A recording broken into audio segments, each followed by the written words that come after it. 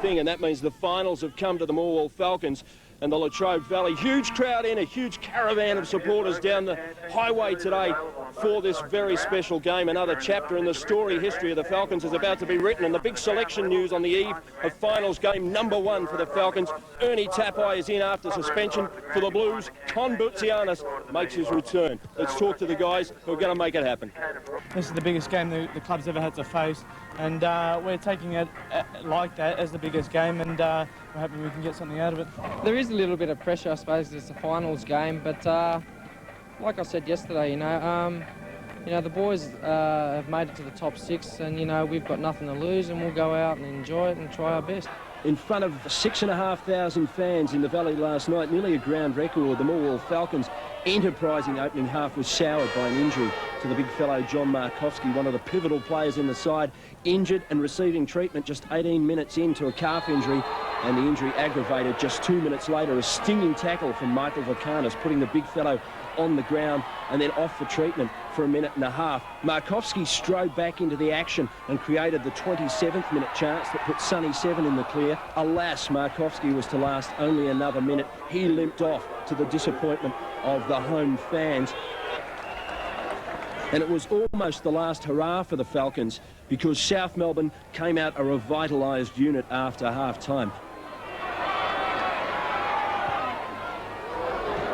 Really, it was all over for the Morwell Falcons, who were looking disjointed more and more as the game went on.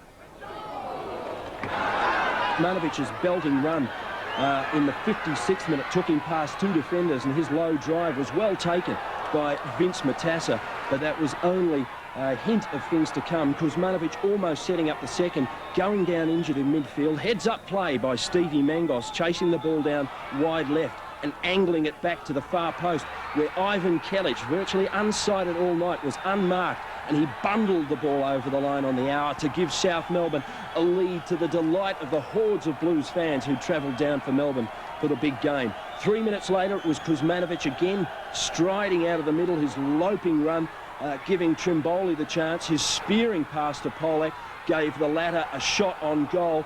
Kelic just missing, toe poking the ball home as it went tantalisingly across the goal face. In the end, South Melbourne playing out time in the knowledge that its single goal victory will count for double on the away goals rule for the return leg at Olympic Park next weekend.